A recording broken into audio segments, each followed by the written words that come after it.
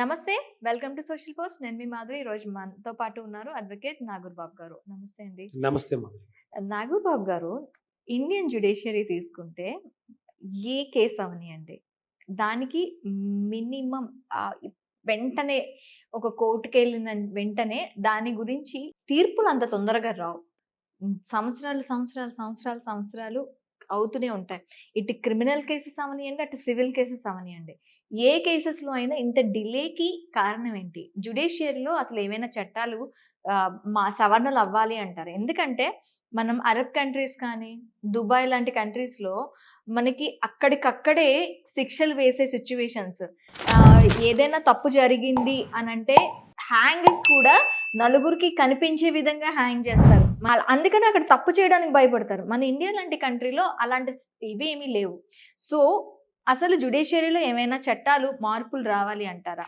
ఎలాంటి మార్పులు రావాలి అంటారు?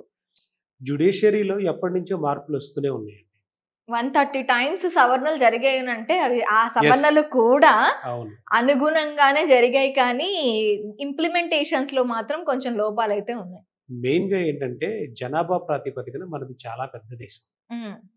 క్రైమ్ రేట్ కూడా చూసుకుంటే ఈ జనాభాతో కంపేర్ చేసుకుంటూ ఉంటే రోజు ఒక్కొక్క పోలీస్ స్టేషన్‌లో మీరు సిటీలో చూసుకుంటే 20-30 ఎఫ్ఐఆర్‌లు అవుతూనే ఉంటాయి. ఒక పోలీస్ ఒక స్టేషన్. పోలీస్ స్టేషన్‌లో. ఎన్ని పోలీస్ స్టేషన్స్ ఉన్నాయండి? 40-50 క్రైమ్‌లు అయ్యేటువంటి పోలీస్ స్టేషన్స్‌లు కూడా ఉన్నాయి. 100 అయ్యే పోలీస్ స్టేషన్స్ కూడా ఉన్నాయి.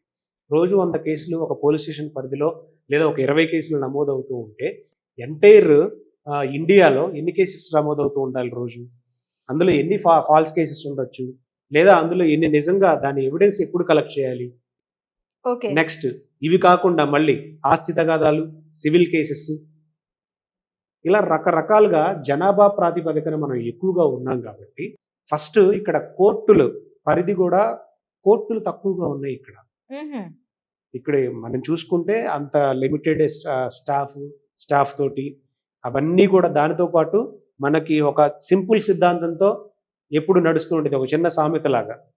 ఏంటి 100 మంది ముద్దాయిలు తప్పించుకున్నా పర్లేదు కానీ ఒక నిర్దోషికి శిక్ష పడకూడదనే సామెత ఉంటుంది. అది సామెత కాదు, నిజంగా ట్రయల్ జరగాలి. ఓకే. జనరల్గా ఒక ఎఫ్ఐఆర్ అయ్యింది. ఎఫ్ఐఆర్ అయిపోయిన తర్వాత ఇన్వెస్టిగేషన్ ఆఫీసర్ దానికి సంబంధించిన ఎవిడెన్స్ మొత్తం కలెక్ట్ చేయాలి.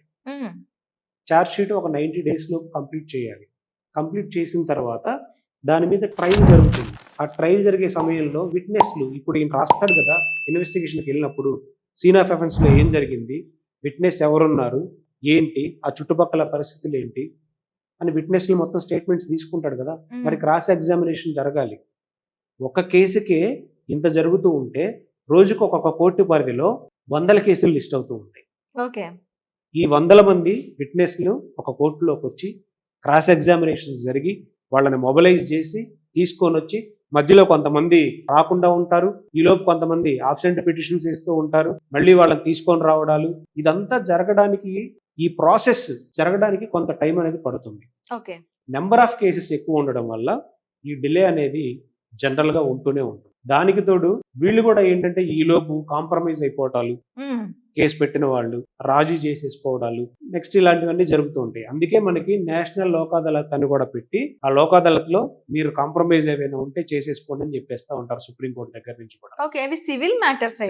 సివిల్ ఈవెన్ బిలో 7 years చిన్న చిన్న కాంపౌండబుల్ సెక్షన్స్ అయినప్పుడు ఇవి కూడా చేసుకోవచ్చు. ఓకే. ఆ పాసిబిలిటీ ఉంది. అయితే ఇక్కడ డిలే అవ్వడానికి ప్రధానమైన రీజన్ మాత్రం ట్రయల్ ప్రాసెస్ అనేది జరగాల్సిందే. ట్రయల్ జరిగే సమయంలో క్రాస్ ఎగ్జామినేషన్ జరగాల్సిందే, విట్నెస్ ఎగ్జామినేషన్ జరగాల్సిందే. క్లియర్ ప్రతి ఎవిడెన్స్ కూడా ఎవ్రీ టైం ఒక వాయిదా ఒక 1 monthకి వచ్చింది. ఒక 10 times జరిగితే 1 year అయిపోతుంది. మధ్యలో court holidays.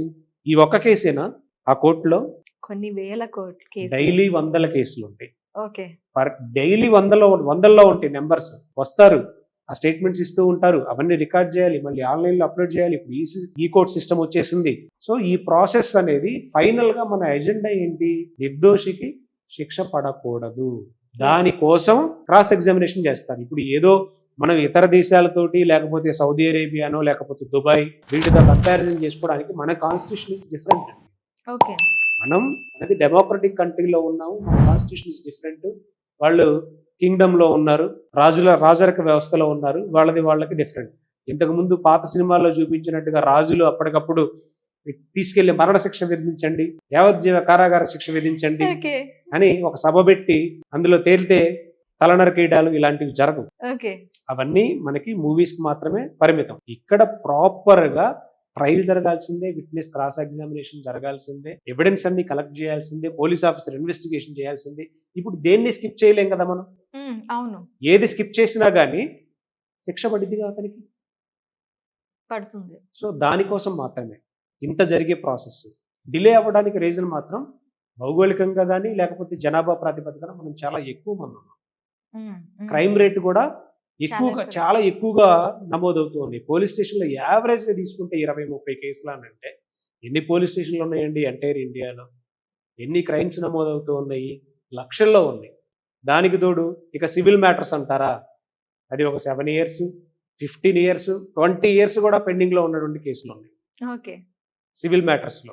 Criminal matters okay, civil మ్యాటర్స్లో వీళ్ళు ఏం చేస్తారు, లోయర్ కోర్టులో మొత్తం ఆర్గ్యుమెంట్స్ కానీ మొత్తం అన్ని జరిగిపోయి అంతా ఒక ఫేవరబుల్ ఆర్డర్ వచ్చిన వెంటనే మళ్ళీ దాన్ని ఛాలెంజ్ చేస్తూ అప్పీల్కి వస్తారు. ఓకే. మళ్ళీ దాన్ని ఛాలెంజ్ చేసి హైకోర్టుకు వస్తారు. మళ్ళీ హైకోర్టు ఆర్డర్ ఛాలెంజ్ చేసి మళ్ళీ హైకోర్టులో అప్పీల్కి వస్తారు. మళ్ళీ అక్కడ ఛాలెంజ్ చేసి సుప్రీంకోర్టుకి వెళ్తారు. మళ్ళీ అక్కడి నుంచి డివిజనల్ బెంచ్కి వెళ్తారు. ఇలా స్టెప్ బై స్టెప్స్ వైజ్గా వెళ్తూ ఉంటారు. కాబట్టి అబ్నార్మల్ డిలే అనేది జరుగుతూనే ఉంటుంది. ఇది పెద్ద స్థాయి కేసుల్లో, చిన్న సివిల్ తగాదాల నుంచి పెద్ద స్థాయి కేసుల వరకు ఈ డిలే అనేది common. Okay. Okay. Thank you.